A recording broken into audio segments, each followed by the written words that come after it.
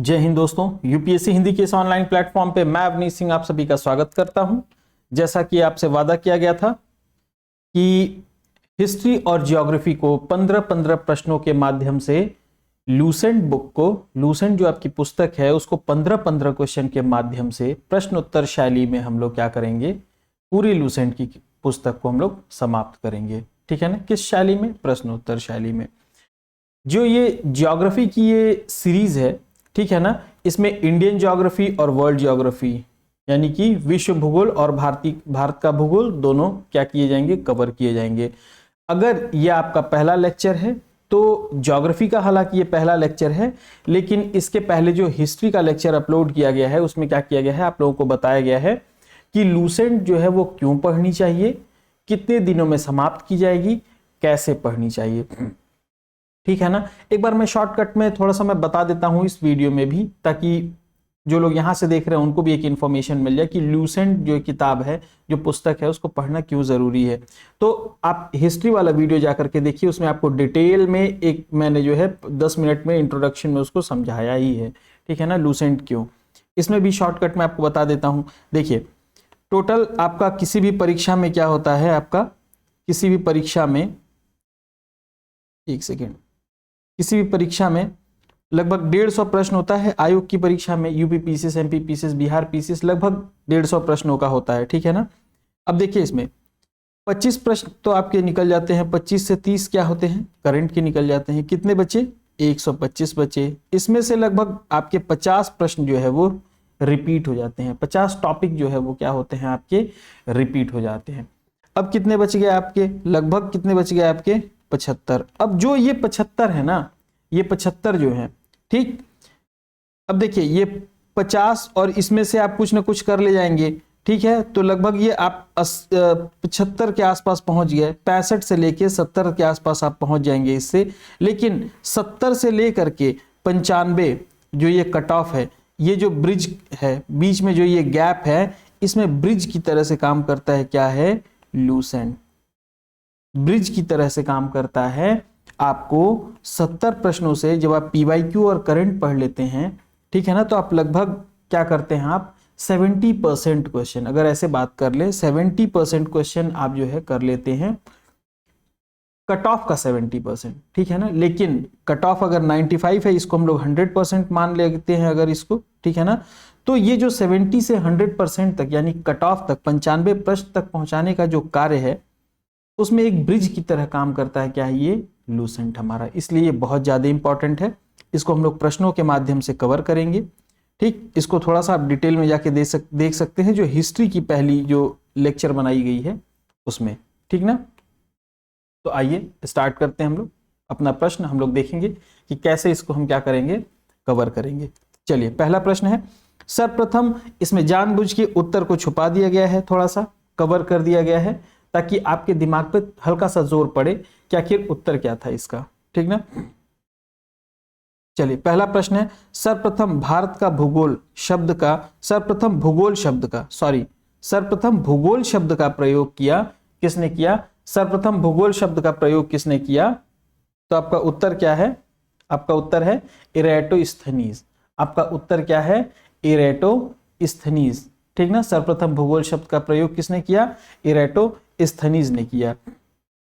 और यदि कभी आपसे पूछता है कि जो भूगोल है उसको व्यवस्थित स्वरूप, भूगोल को व्यवस्थित स्वरूप किसने प्रदान किया, तो आपका उत्तर क्या होगा? भूगोल को व्यवस्थित स्वरूप किसने प्रदान किया? तो यूनानियों ने प्रदान किया। किसने प्रदान किया?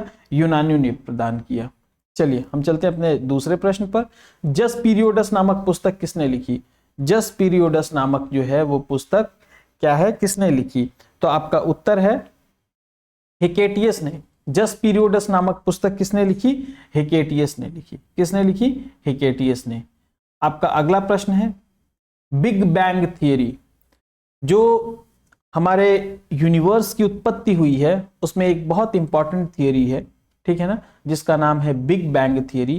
तो ये प्रश्न पूछता है कि बिग बैंग थियरी किसने दी?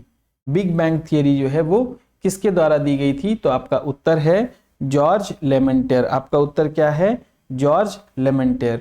और यदि कभी आपसे पूछता है ब्रह्मांड की उत्पत्ति से ही संबंधित है। एक और थियरी स्टीडी स्टेट थियरी, कौन सी? स्टीडी स्टेट थियरी, ठीक है ना। स्टीडी स्टेट थियरी ये भी ब्रह्मांड की उत्पत्ति से संबंधित है। अगर पूछ दे कभी कि ये स्टीडी स्टेट थियरी किसके द्वारा दी गई, स्टीडी स्टेट थियरी किसके द्वारा दी गई, तो आपका उत्तर क्या होगा? Thomas Gold and Hermann Bondi. Thomas Gold and Hermann Bondi. Thomas Gold and Hermann Bondi. Thomas Gold and Hermann Bondi. ठीक, चलिए चलते हैं हम लोग अपने अगले प्रश्न पे। अच्छा, एक चीज और देख लें। मान लीजिए कभी आपसे पूछ देता है कि बिग बैंग घटना कब हुई, ये बिग बैंग जो है घटना कब हुई, तो आपका उत्तर क्या होगा? 13.7 अरब वर्ष पूर्व। 13.7 अरब वर्ष पूर्व। और अगर पूछ दे कि जो ये हमारा सौरमंडल है उसका निर्माण कब हुआ, हमारे सौरमंडल का निर्माण कब हुआ, तो वो 4.6 अरब वर्ष पूर्व। 4.6 अरब वर्ष पूर्व। ठीक, नेक्स्ट अपने प्रश्न पे चलते हैं हम। हिग्स बोसॉन क्या है? हिग्स बोसॉन क्या है?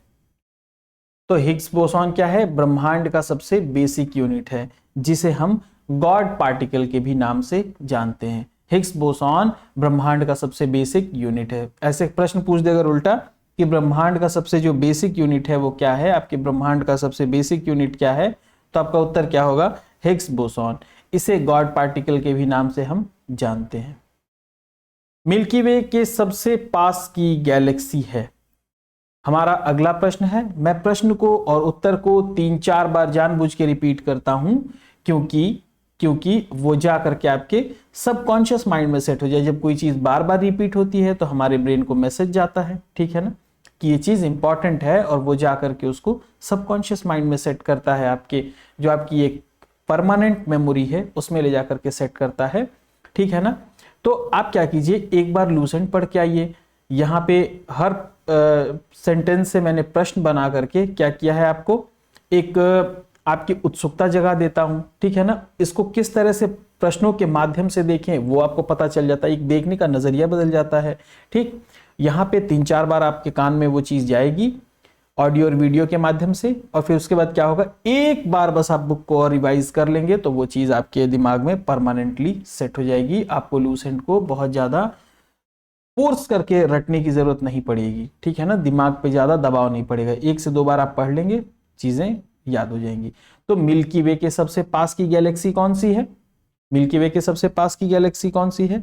उसका नाम है एंड्रोमेडा। उसका नाम है मिल्की वे। क्या है? जिस गैलेक्सी में हम रहते हैं उस गैलेक्सी का नाम है, जिस गैलेक्सी में हम रहते हैं उस गैलेक्सी का नाम है मिल्की वे। क्या नाम है उसका? मिल्की वे। और हमारे मिल्की वे के जो सबसे पास का गैलेक्सी है उस गैलेक्सी का नाम क्या है? एंड्रोमेडा। उस गैलेक्सी का नाम क्या है? एंड्रोमेडा, ठीक है ना। अगर कभी आपसे प्रश्न पूछ दे, यदि कभी आपसे प्रश्न पूछ दे कि जो हमारी मिल्की वे गैलेक्सी है इसको सबसे पहले किसने देखा, इसको सबसे पहले किसने देखा, तो आपका उत्तर होगा गैलीलियो ने, ठीक है ना। आपका उत्तर क्या होगा? गैलीलियो ने, ठीक ना, गैलीलियो ने। आपका उत्तर क्या होगा? गैलीलियो ने देखा सबसे पहले, ठीक है ना। उसके बाद कभी आपसे पूछ दे, अच्छा एक प्रश्न मैं आपको देता हूं, इसका जवाब जो है आप दीजिएगा कमेंट में, कमेंट जरूर कीजिएगा कि नवीनतम ज्ञात गैलेक्सी कौन सी है। नवीनतम ज्ञात गैलेक्सी जो है वो कौन सी है। नेक्स्ट हमारा क्वेश्चन है, वेल और कर्क क्या है? वेल और कर्क क्या है? तो आपका उत्तर होगा ये क्या है? वेल और कर्क क्या है? दोनों नेबुला है। नेबुला है। नेबुला किस स्थान को हम लोग बोलते हैं? नेबुला हम लोग किसे कहते हैं? नेबुला किसे कहते हैं? अगर ये पूछ दे आपसे तो ये स्टार्स का बर्थ प्लेस है, जहां पर सितारे जन्म लेते हैं, उसे हम क्या कहते हैं? नेबुला कहते हैं। और वेल और कर्क क्या है? ये दोनों क्या है? नेबुला है। ठीक, तो हमारा जो अगला प्रश्न है इसके बाद वो है, हमारी आकाशगंगा का सबसे शीतल और चमकीले तारों का समूह। जो हमारी आकाशगंगा है उसमें क्या है? सबसे शीतल और चमकीले तारों का जो समूह है उसे क्या कहते हैं? क्या नाम है उसका? क्या नाम है उसका? Orion nebula. क्या नाम है उसका? Orion nebula. ठीक, चलिए हम अगले प्रश्न पर चलते हैं अपने। सूर्य का माध्य घूर्णन करता है, सूर्य का जो माध्य है वो घूर्णन करता है 25 दिनों में। कितने दिनों में? 25 दिनों में घूर्णन करता है, ठीक है ना। सूर्य का जो माध्य है वो 25 दिनों में घूर्णन करता है, और जो उसका ध्रुवीय भाग है, जो सूर्य का जो ध्रुवीय भाग है वो कितने दिनों में घूर्णन करता है? वो 35 दिनों में घूर्णन करता है। कितने दिनों में घूर्णन करता है? वो 35 दिनों में घूर्णन करता है। थैंक यू, ठीक ना, 35 दिनों में घूर्णन करता है। और जो उसका माध्य है वो 25 दिनों में। माध्य पूछे तो 25 दिनों में, और ध्रुवीय भाग पूछे तो वो 35 दिनों में। ठीक, नेक्स्ट है, अगर कभी आपसे पूछ दे, अगला प्रश्न क्या है? प्रश्न नंबर 9 कि सूर्य के कोर का तापमान है, सूर्य के कोर का जो तापमान है वो कितना है? ठीक है ना, तो क्या बताएंगे आप? 1.5 into 10 to the power 7 degree Celsius. यहां पे 10 डिलीट हो गया है। 1.5 into 10 to the power 7 degree Celsius, ठीक है ना। 1.5 into 10 to the power 7 degree Celsius, ये क्या है आपका? सूर्य के कोर का क्या है? ये आपका तापमान है। और ये कोर का तापमान है, ठीक है ना, अंदरूनी भाग का एकदम, ठीक है ना, कोर का। और पूछ दे कोई अगर आपसे कि आउटर, सूर्य सन के जो आउटर पार्ट है उसका कितना है, उसका तापमान कितना है, तो 6000 डिग्री सेल्सियस। 6000 डिग्री सेल्सियस है। कितना है? 6000 डिग्री सेल्सियस है। ठीक, आपसे कभी पूछ दिया जाए कि जो सन है उसका कॉम्पोजिशन क्या है, किन किन चीजों से मिलकर बना हुआ है, किन गैसेस से मिलकर बना हुआ है जो आपका ये सन है, तो आपका जवाब क्या होगा? हाइड्रोजन, हीलियम और अन्य तत्व, यानी और जो बाकी के तत्व हैं। तो इसमें जो आपका हाइड्रोजन है, ठीक है ना, जो आपका क्या है? हाइड्रोजन है वो कितना है? 71%। हाइड्रोजन कितना है? वो 71%। हीलियम, हीलियम आपका कितना है? हीलियम कितना है आपका? 26.5%। ठीक है ना, एक सेकेंड में,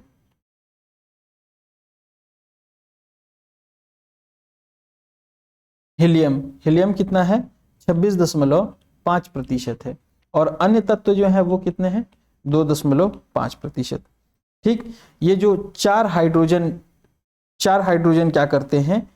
मिलते हैं और क्या करते हैं? एक हीलियम को फॉर्म करते हैं। चार हाइड्रोजन मिलकर के एक हीलियम को फॉर्म करते हैं। इसे ही क्या कहते हैं हम? नाभिकीय संलयन। इस पे प्रश्न कई बार आया हुआ है। मैं आपको कोई भी चीज यहाँ पे मोटिवेट करने के लिए नहीं बता रहा हूं। हर बिंदु, हर जो शब्द है वो बहुत इंपॉर्टेंट है। वो हर शब्द और हर बिंदु आपको याद रखना है। प्रश्न उत्तर तो याद रखना ही है आपको, लेकिन जो भी चीजें मैं उसके अलावा भी बता रहा हूं वो भी आपको ध्यान रखना है। नहीं तो क्या फायदा? ये आप पीडीएफ ले लीजिए, टेलीग्राम पे अभी आपको मिल जाएगा, या आप पीडीएफ लीजिए, इसको रट लीजिए, ठीक है ना। लेकिन क्या होगा? जो ब्रिज है वो नहीं गैप हो पाएगा, वो फिल नहीं हो पाएगा, वो गैप रह ही जाएगा। क्योंकि प्रश्नों के माध्यम से पढ़ा रहा हूं, बात सही है, लेकिन इसके आसपास का कॉन्सेप्ट क्लियर रखना भी बहुत जरूरी है। आसपास की भी चीजें आप पढ़ लेंगे तो आपके और ज्यादा फैक्ट्स तैयार हो जाएंगे। एक होलसम पर्सपेक्टिव, आपका एक 360 डिग्री कॉन्सेप्ट बन जाएगा, तो टैकल करने में ज्यादा चीजें इजी होंगी। ठीक है ना। चलिए, ये किसने बताया था कि चार हाइड्रोजन मिलकर के एक हीलियम बनते हैं? इसी को क्या कहते हैं? नाभिकीय संलयन। ये जो सिद्धांत है वो किसने दिया था? हेंस बैथे। किसने दिया था? हेंस बैथे। हेंस बैथे ने ये क्या किया था? ये सिद्धांत दिया था। चलिए चलते अपने नेक्स्ट स्लाइड पे। सूर्य के किनारों के वे हिस्से जो प्रकाशमान नहीं होते, सूर्य के किनारों के वे हिस्से जो प्रकाशमान नहीं होते, उसको हम लोग क्या कहते हैं? उसको हम लोग क्या कहते हैं? क्रोमोस्फेयर। उसको हम लोग क्या कहते हैं? क्रोमोस्फेयर कहते हैं। ठीक है ना। सूर्य के किनारों के वे हिस्से जो प्रकाशमान नहीं होते उसको क्या कहते हैं? क्रोमोस्फेयर। ठीक है ना। और कोरोना, कभी आपसे पूछ दे, कोरोना, कोरोना किसे कहते हैं? जिसे हिंदी में सूर्य का मुकुट भी कहते हैं, तो कोरोना किसे कहते हैं? अगर कभी ये पूछ दे तो सूर्य ग्रहण के समय सूर्य का दिखाई देने वाला भाग, ठीक है ना, सूर्य का वो बाहरी परत जो सूर्य ग्रहण के समय दिखाई देता है थोड़ा थोड़ा, उसको क्या कहते हैं हम लोग? कोरोना कहते हैं। उसको क्या कहते हैं हम लोग? कोरोना। ठीक, चलिए हम लोग चलते हैं अपने नेक्स्ट स्लाइड पे। Geocentric theory. जियोसेंट्रिक, जियो मतलब क्या होता है? अर्थ, ठीक है ना, और जियोसेंट्रिक यानी अर्थ इज इन सेंटर, ये थियरी किसने दी? ठीक है ना, अर्थ इज इन सेंटर ये थियरी, जियोसेंट्रिक थियरी किसने दी थी? किसने दी थी? क्लॉडियस टॉल्मी ने। किसने दी थी? क्लॉडियस टॉल्मी ने। और कभी पूछे आपसे हेलियोसेंट्रिक थियरी, हेलियोसेंट्रिक थियरी किसने दी थी? तो आपका जवाब क्या होगा? Nicolaus Copernicus. आपका जवाब क्या होगा? Nicolaus Copernicus. हेलियोसेंट्रिक थियरी किसने दी थी? निकोलस कॉपरनिकस ने दी थी। ठीक, चलते हैं हम लोग अपने नेक्स्ट स्लाइड पे। सौर ज्वाला को उत्तरी ध्रुव पर क्या कहते हैं? सौर ज्वाला को उत्तरी ध्रुव पर क्या कहते हैं? बताइए क्या कहते हैं। मैं 1 सेकंड का समय देता हूं, आप लोग कमेंट करके बताइए क्या कहते हैं। ऑरोरा बोरियालिस, ऑरोरा बोरियालिस कहते हैं। ठीक ना, चलते हैं नेक्स्ट स्लाइड पे अपने। सूर्य का व्यास पृथ्वी के व्यास से कितना गुना बड़ा है? सूर्य का जो व्यास है वो पृथ्वी के व्यास से कितना गुना बड़ा है? तो 13 लाख गुना बड़ा है। 13 लाख गुना बड़ा है।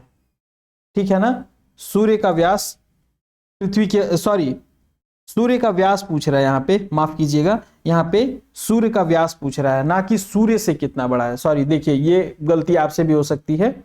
ठीक है ना, ये जैसे मैंने यहाँ पे गलती की कि सूर्य का व्यास पृथ्वी के व्यास से कितना गुना बड़ा है ये पूछ रहा है।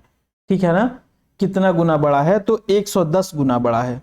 कितना गुना बड़ा है? और पूछे कि सूर्य पृथ्वी से कितना गुना बड़ा है, अगर आपसे डायरेक्टली पूछे कि जो ये सूर्य है वो पृथ्वी से कितना गुना बड़ा है, व्यास की बात नहीं कर रहा है, तब आपका उत्तर हुआ क्या है?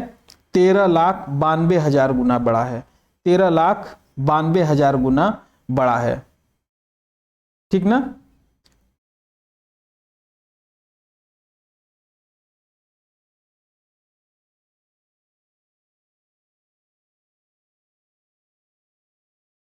चलिए